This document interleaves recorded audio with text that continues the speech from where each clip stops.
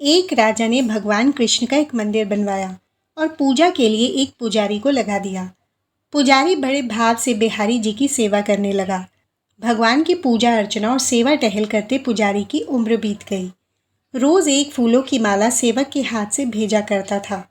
राजा हर रोज एक फूलों की माला सेवक के हाथ से भेजा करता था।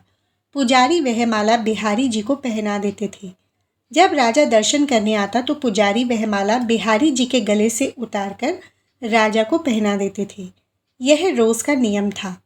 एक दिन राजा किसी वजह से मंदिर नहीं जा सका। उसने एक सेवक से कहा, माला ले जाकर मंदिर जाओ, पुजारी से कहना आज मैं नहीं आ पाऊंगा। सेवक ने जाकर माला पुजारी को दे दी और बता दिया कि आज महाराज का इंतजार ना करें। सेवक वापस आ गया। पुजारी ने माला बिहारी जी को पहना दी। फिर उन्हें विचार आया कि आज तक मैं अपने बिहारी जी की चढ़ी माला राजा को ही पहनाता रहा। कभी यह सौभाग्य मुझे नहीं मिला। जीवन का कोई भरोसा नहीं कि कब रूठ जाए। आज मेरे प्रभु ने मुझ पर बड़ी कृपा की है। राजा आज आएंगे नहीं तो क्यों ना ये माला मैं ही पहन लूं। ये सोचकर पुजारी ने बिहारी जी के गले से माला उतारकर स्वयं पहन ली। इतने में ही राजा का सेवक आया और उसने बताया कि राजा की सवारी बस मंदिर में पहुंचने ही वाली है। यह सुनकर पुजारी कांप गए। उसने सोचा अगर राजा ने माला मेरे गले में देख ली तो मुझ पर क्रोधित होंगे। इस भय से उन्होंने अपने गले से माला उतारकर बिहारी जी को फिर से पहना दी। जैसे ही राजा दर्शन को आया, पुजारी ने नियम के अनुसार फिर से वह माला उतारकर राजा के गले में पहना दी। राजा माला पहन रहे थे कि तभी राजा को माला में एक सफ़ेद बाल दिखा। राजा को सारा माजरा समझ आ गया कि पुजारी ने माला स्वयं पहन ली थी और फिर निकालकर वापस डाल दी होगी। पुजारी ऐसा छल करता है, यह सोचकर राजा को बहुत गुस्सा आया। उसने पुजारी जी से पूछा, पुजारी जी, यह सफ़ेद बाल किसका है? पुजारी को लगा कि अगर सच बोलता हूँ तो राजा दंड देंगे, इसलिए जान छुड़ाने के लिए पुजारी ने कहा, महाराज, ये सफ़ेद बाल तो बिहारी जी का है। अब तो राजा गुस्से से आग बबूला हो गया कि ये पुजारी झूठ बोले जा रहा है। भला बिहारी जी के बाल भी कहीं सफ़ेद होते हैं? राजा ने कहा, पुजारी, अगर ये सफ़ेद बाल बिहारी जी का है तो सुबह श्रृंगार के समय में आऊँगा और देखूंगा कि बिहारी जी के बाल सफ़ेद हैं या काले।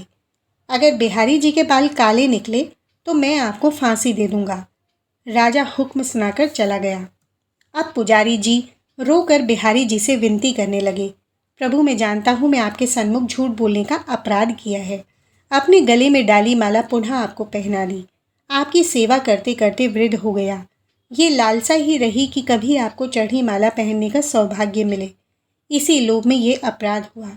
मेरे ठाकुर जी, मेरी पहली ये लोभ हुआ। मेरे ठाकुर जी, पहली बार ये लोभ हुआ और ऐसी विपत्ति आ पड़ी है। मेरे साथ अब नहीं होगा ऐसा अपराध। मेरे नाथ, अब नहीं होगा ऐसा अपराध।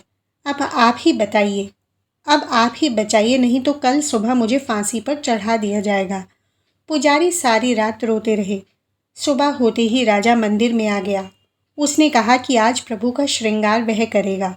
इतना कहकर राजा ने जैसे ही मुकुट हटाया तो हैरान रह गया।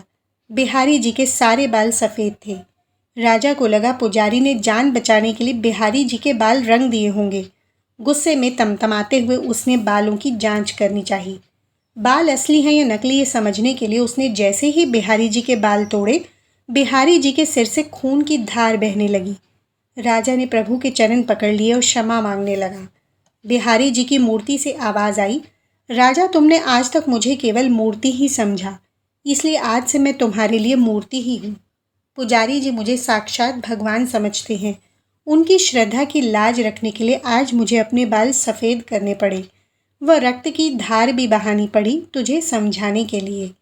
कहते हैं, समझो तो देव नहीं तो पत्थर, श्रद्धा हो तो उन्हीं पत्थरों में भगवान संप्राण होकर भक्त से मिलने आ जाएंगे।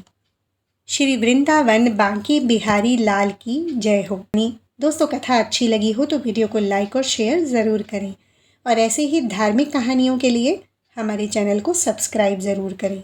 ईश्वर की कृपा आप पर बनी रहे।